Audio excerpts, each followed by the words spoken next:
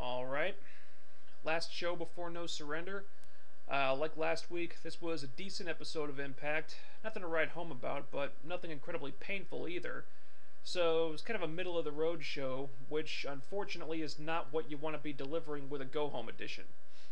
Something that really stood out this week for me was that the writers still need to really work on managing their time better.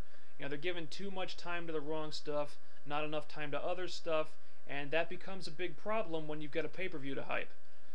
For example, the biggest issue I had this week was the Rhino thing. Basically, around a 10-minute segment, Rhino comes out, cuts a promo on Jesse Neal, how he's been screwed over by TNA, blah blah blah. Devon shows up, they reminisce about ECW, and then Rhino lays him out. And it's not that Rhino's promo wasn't good or anything, but it had nothing to do with the pay-per-view. Alright, who is Rhino facing this Sunday? He's facing Bobby Lashley. So if he's facing Bobby Lashley, why is he wasting all this time talking about Jesse Neal? Look, I respect the hell out of Jesse Neal for defending our country, but you got a pay-per-view to sell here, TNA. Alright, Jesse Neal's not selling any pay-per-views right now.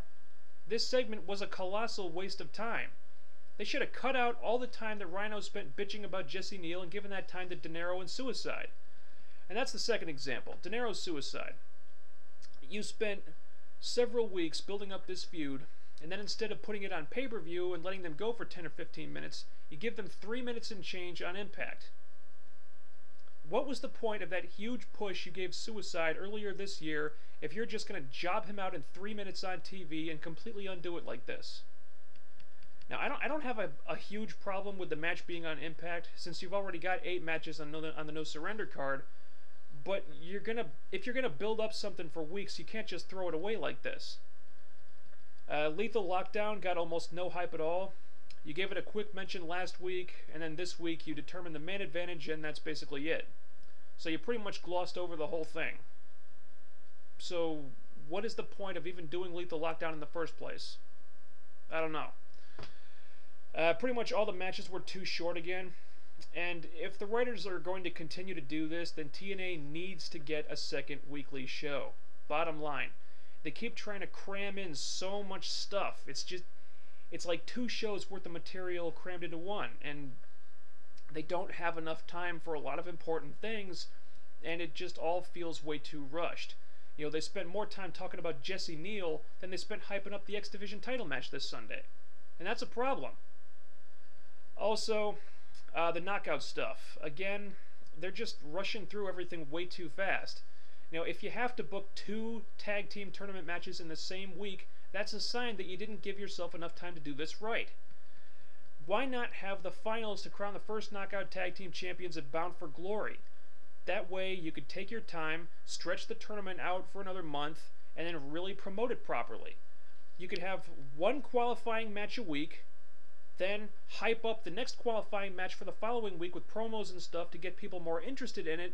Then, when you're down to the final 2 teams, spend the last few weeks before Bound for Glory building up the tension between them so you get a big payoff on your biggest show. But instead, you booked the final match for No Surrender, and then you had to blast through everything so fast to get to the end of the tournament in time that when you crown your first champions at the pay-per-view, no one's going to care because you didn't take enough time to make this thing look important. But I like this stuff with Eric Young and Hernandez.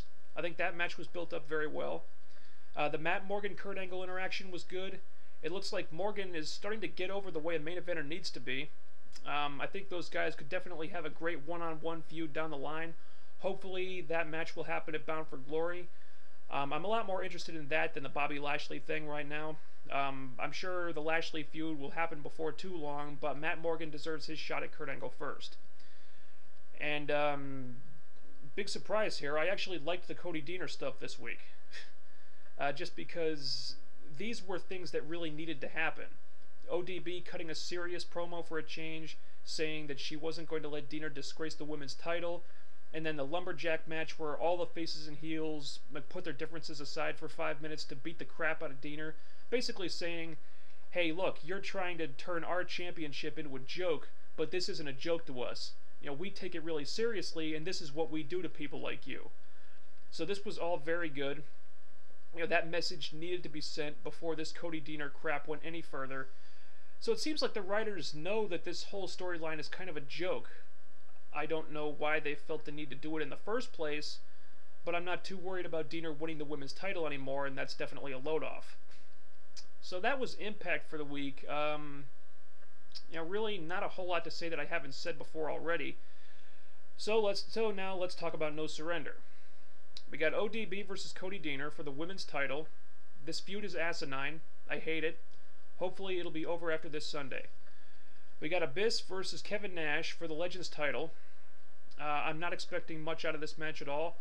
I don't know if Abyss has it in him to carry Nash. We're probably going to have tons of interference from Stevie Richards and Mick Foley, which is really not making me any more interested. I would love for Abyss to go over here so we could have Abyss versus Foley for the Legends title at Bound for Glory, but I'm not holding out hope for that one. We got Rhino versus Jesse Neal, and by Jesse Neal I mean Bobby Lashley. And this is what it is. There's no real feud or build-up here. It's just Lashley's in-ring debut, which TNA seem to think is a pretty big deal, I guess. But after that, things get a lot more interesting. We got Eric Young versus Hernandez. I like this feud a lot. It's been built up pretty well.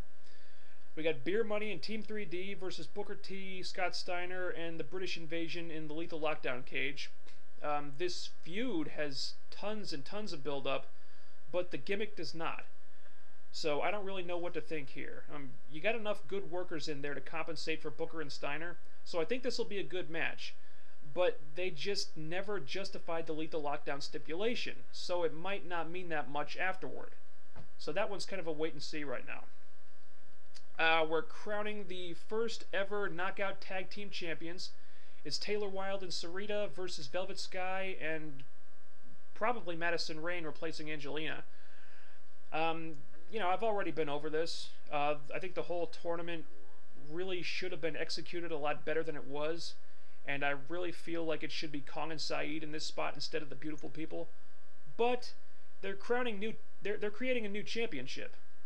Women's tag team wrestling isn't something that a lot of mainstream fans are familiar with. So it's kind of a first, and there aren't very many firsts in the wrestling business anymore. So regardless of the issues I have, I'm excited to see this match. Christopher Daniels versus Samoa Joe for the X Division title. This is the match I'm watching this pay-per-view for. The history between these guys, that awesome confrontation they had a couple weeks ago, the fact that the X Division title match is actually one of the marquee matches on a TNA pay-per-view again, I cannot wait to see this one. And then we got the main event, world title match, Sting, AJ Styles, Matt Morgan, and Kurt Angle. I'm not worried about this match at all. This will be a great match, and the build-up has been great too. The way the dynamics have evolved between Sting and AJ and Kurt Angle, Matt Morgan, those have been two of the best things about Impact lately. I'm definitely excited for this one. Nevertheless, I am not going to order No Surrender. I'm going to stream it, but I'm not paying money for it. Yes, Impact has improved a lot lately, but after the 1-2 punch of Victory Road and Hard Justice, I think TNA needs to put in some work to win back my goodwill where their pay-per-views are concerned. So that's all that I'm going to say here about No Surrender. But check out the blog, tnathreshold.blogspot.com. I got a lot more of my thoughts on this pay-per-view that I just posted on there today. Chess Army contributed his thoughts as well. And hopefully, if we do this again, we can get the Quintastic one to put in his 2 cents as well. So please check that out, tnathreshold.blogspot.com. I will be back with the No Surrender video in a couple of days. See you later.